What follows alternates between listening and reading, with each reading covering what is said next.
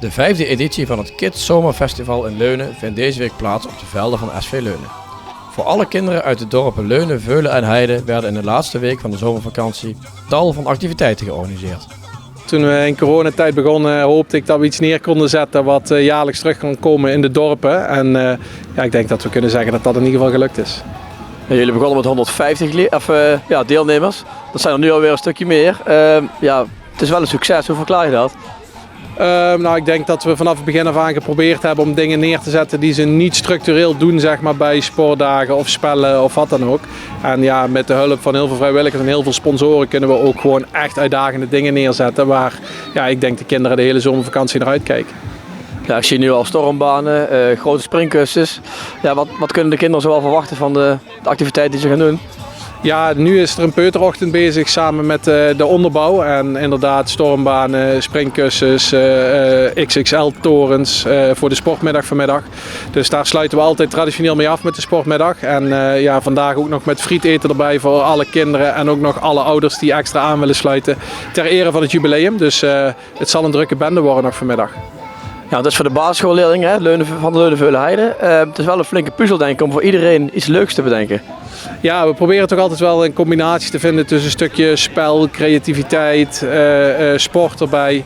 Dat er eigenlijk wel voor iedereen wat wils is. En ik denk dat we er jaarlijks in slagen om een programma neer te zetten waar iedereen in ieder geval dingen heeft die ze leuk vinden. En er zullen ook vast dingen bij zitten die ze wat minder leuk vinden, maar dat weegt niet op tegen de leuke dingen. Dus dat is een puzzel, maar ja, tot nu toe lukt dat goed en daar zijn we heel tevreden over.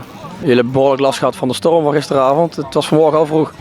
Ja, helaas hebben ze gisteren hutten gebouwd en dat doen ze altijd met heel veel enthousiasme. En daar was door de storm gisteren niets meer van over.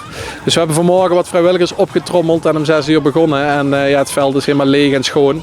Vervelend voor de kinderen, maar het belangrijkste is dat het tijdens de activiteit in ieder geval droog en mooi weer is. Dus dat is vervelend, maar de kinderen hebben er weinig last van gehad. Je haalt ook aan, het aantal vrijwilligers. Ja, is dat altijd een mooie pijl of moet je ook toch flink trekken om voldoende mensen op de been te krijgen? Nee, dat is ook een voorwaarde geweest vanaf het begin waarvan ik heb gezegd van als dat goed blijft gaan, blijf ik daar als voorzitter de kartrekker in. En we hebben dit jaar niet eens een oproep hoeven te doen. Ze kunnen zich aanmelden via het formulier en we hebben al meer dan 120 ouders, broertjes, zusjes, familieleden die komen helpen. En dat is denk ik wat ons evenement sterk maakt. Zeg maar. Het wordt gedragen door de ouders en door de 3 dorpen.